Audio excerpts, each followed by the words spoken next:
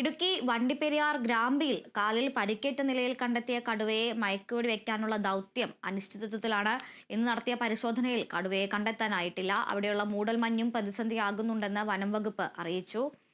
വാർത്തയുടെ വിശദാംശങ്ങളുമായി ഇടുക്കിയിൽ നിന്നും ബിനീഷ് ആന്റണി ഉണ്ട്. ബിനീഷ്, ഇന്നലെ ഈ കടുവ വളരെ അവശനിലയിലാണ്, കൂടിനടുത്തേക്ക് എത്താൻ കഴിയുന്നില്ല എന്നായിരുന്നു പറയുന്നുണ്ടായിരുന്നത്. ഇപ്പോൾ ആ കടുവ ആ സ്ഥലത്ത് നിന്ന് മാറിയിരിക്കുന്നു. അപ്പോൾ അതിന്റെ ആരോഗ്യനിലയിൽ എന്തെങ്കിലും വ്യത്യാസം വന്നിട്ടുണ്ടോ? അതുപോലെ തന്നെ ദൗത്യം ഇനി എന്താണ് ഒരു തീരുമാനം? പിന്നീട് ആരംഭിക്കാനാണോ? താൽക്കാലികമായി നിർത്തിവെക്കുമോ? ഡ്രോൺ അടക്കമുള്ള പരിശോധനകളിലേക്ക് കടക്കുമോ? എന്തെല്ലാമാണ് കൂടുതൽ വിശദാംശങ്ങൾ?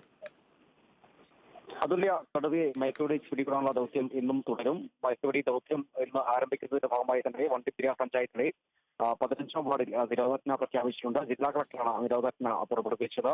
ഇന്ന് വൈകിട്ട് 6 വരെയാണ് നിരോധനാജ്ഞ.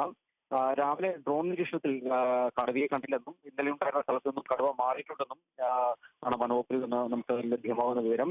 ഈ കനത്ത മൂടൽമഞ്ഞാണ് ഈ തിരച്ചിലിന് വെല്ലുവിളിയാകുന്നത്. ഏതായാലും കടുവ കൂടുതൽ ദൂരം സഞ്ചരിക്കാൻ സാധ്യതയില്ലെന്നും ഡ്രോൺ ഉപയോഗിച്ചും അതോടൊപ്പം തന്നെ നേരിട്ട് ഇറങ്ങി പരിശോധന നടത്താൻ തന്നെയാണ് ഒരു വനവകുപ്പിന്റെ ഒരു തീരുമാനമുണ്ടായിരിക്കുന്നത്. ഈ ഗ്രാമ്പി എസ്റ്റേറ്റിന്റെ 16ാം ഡിവിഷനിലെ ചെറിയ ഒരു തേയിലത്തോടത്തിനോട് ചേർന്നിട്ട് കാട്ടിനുള്ളിലാണ് ഈ കടുവയുള്ളത്. ഏതായാലും ഈ കാലിനേറ്റ ഒരു പരിക്ക് ഗുരുതരമായതിനാൽ 2 ദിവസമായി കടുവ ഇവിടെ തന്നെ കിടക്കുകയായിരുന്നു. എന്നാൽ ഇന്ന് രാവിലെയാണ് ഈ പരിശോധനയിൽ കടുവയെ ഇവിടെ കണ്ടെത്താനായില്ല. ഏതായാലും വനവകുപ്പിന്റെ നിഗമനമനുസരിച്ച് ഏതാനും മീറ്റർ മാത്രമാണ് കടുവ സഞ്ചരിക്കാൻ സാധ്യതയുള്ളതെന്നാണ് വനവകുപ്പ് വ്യക്തമാക്കുന്നത്. ഏതായാലും ഈ കടുവ തനി അവിടെ കൂടി സ്ഥാപിച്ചിട്ടുണ്ടായിരുന്നു. ഏതായാലും ഈ 300 മീറ്റർ മാറിയായിരുന്നു ഈ കടുവ 2 ദിവസമായി കിടന്നത്.